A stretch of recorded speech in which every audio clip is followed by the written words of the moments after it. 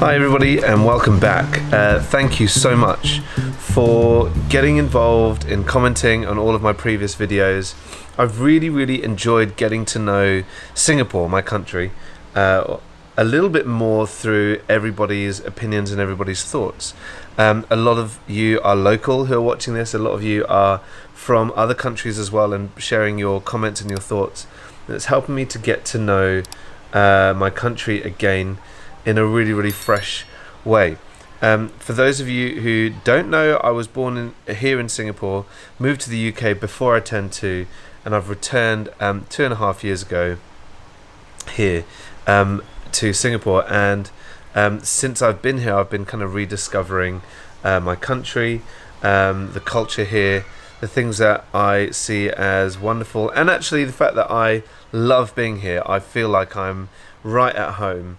And I have really enjoyed getting to know certain aspects of culture, some that are a bit controversial on my previous videos on this channel and the way that everybody has interacted with it. So thanks very much. Today I want to talk about something that I have felt probably for the last 2 years but have not really ever shared, and now to share it in quite a public forum is making me slightly nervous maybe, but I'll be really interested in your thoughts. Please don't hate me, these are just my ideas, okay?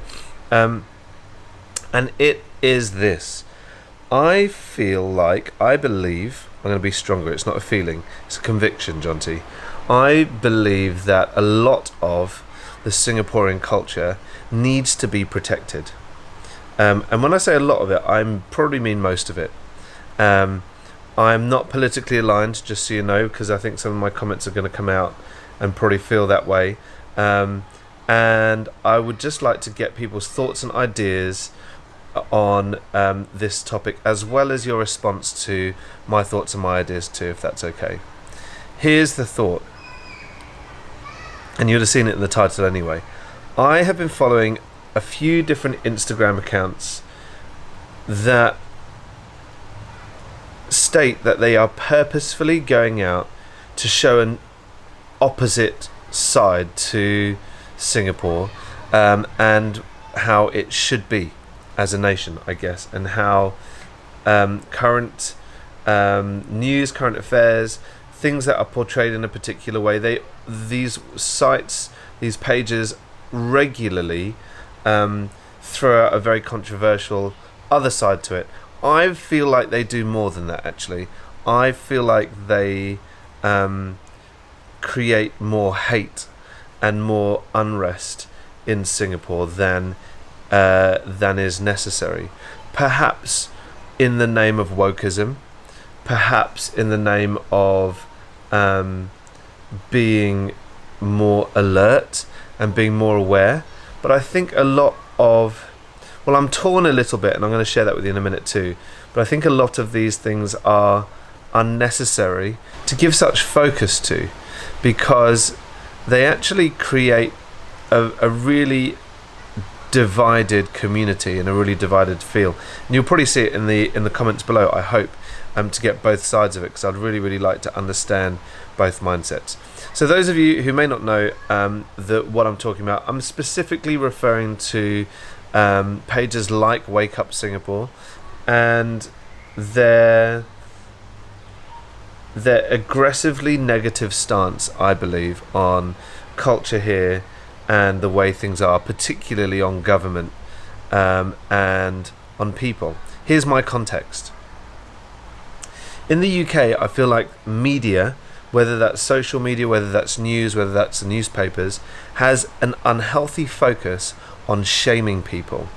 Now, any negative press, which to be honest is most of it, is put out there in a way that personally attacks individuals, their mindsets, their lifestyles, and it puts them down, makes them out to be degraded because of the way that people think. Now, I understand that there are a lot of strong feelings, particularly when it comes to personal things in the world, and I don't for one moment want to negate the feelings. I actually want to draw attention to the feelings in a really positive way.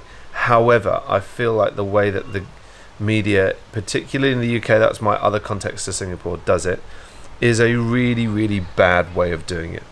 There is a culture of shaming, and then this, as a teacher, goes out to the way that the students talk to each other.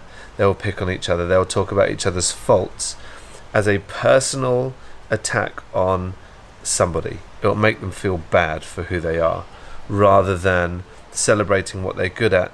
And actually, I don't have a problem sometimes with highlighting faults, just probably not doing it so publicly, where it makes people feel horrible. I feel like Singapore usually does this really, really well. I think it has a very, very strong sense of honour, and I think that's very much in the culture here.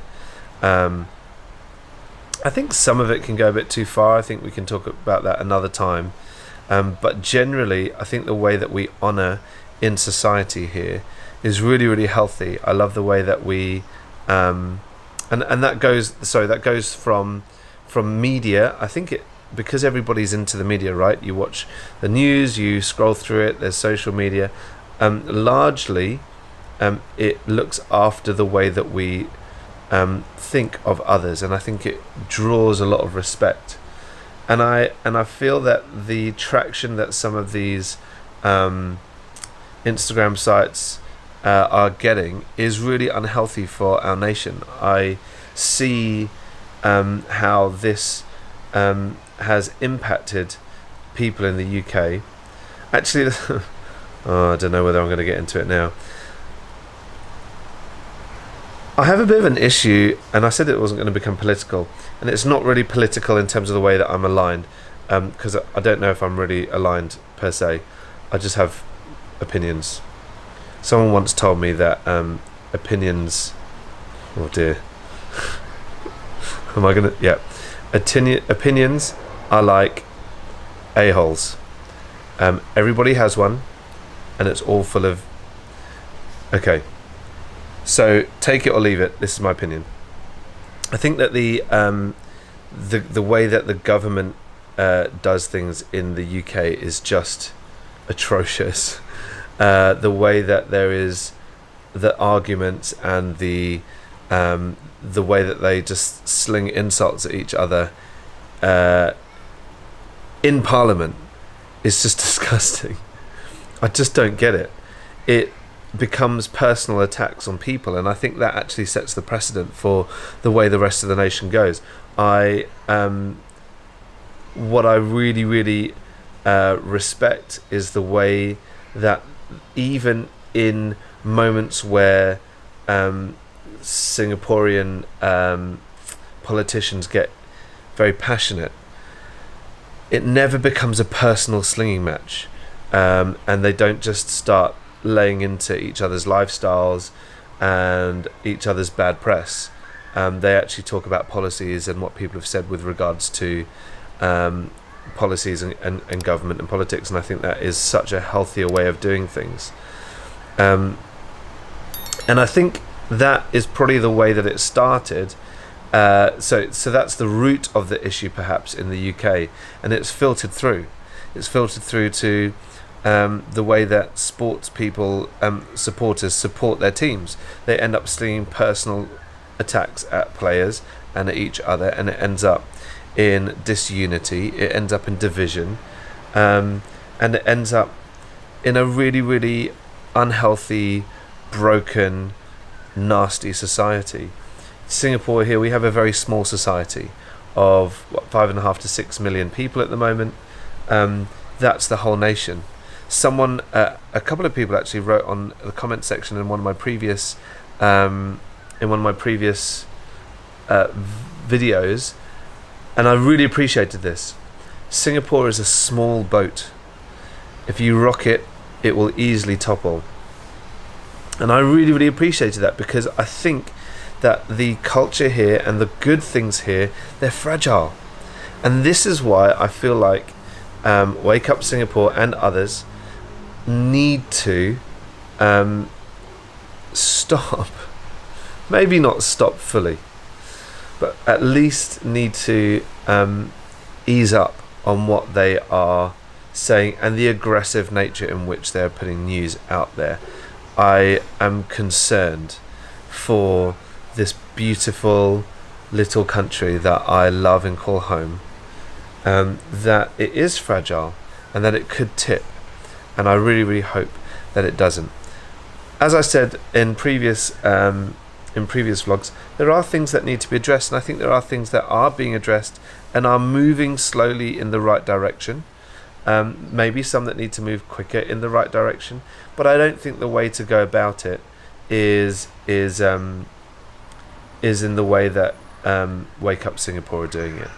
I understand the purpose of Wake Up. There's a shock factor to be able to wake people up to the issues that people see, and I'm really sorry if this comes across as personal to the administrators of the Wake Up Singapore. This isn't a personal at you. This is about how I feel our culture, how our nation, and the wonderful things that happen here need to be protected. We have a playground just outside our apartment, and this is one of the things that I love about our country. It's such a small thing, but I think it's a significant thing. The playgrounds right across the country where children of different races and backgrounds can blend, get to know each other. It's a level playing ground, if you like. I spoke to someone the other day, an Indian guy. I was doing a talk about different oppression. I was doing a talk to a group of 110 teachers about the way that our different levels of oppression can impact us individually.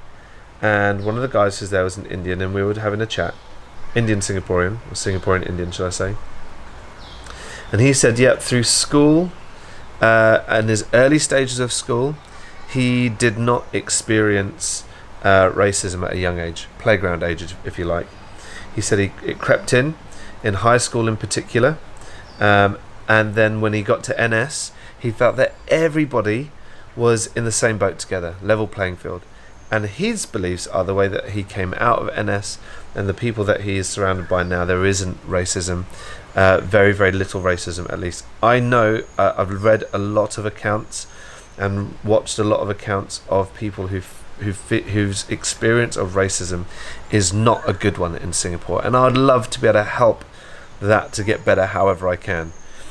But I don't think that the shock factor and the pointing the finger and the demeaning way of doing it is the right way. I think it creates more tension. I think it creates more division. And I think a country that is already so unified in comparison to many, many others around the world needs to focus on the unity rather than pulling apart different communities. I hope that's all right. There you are. I've been talking solid for about 13 minutes.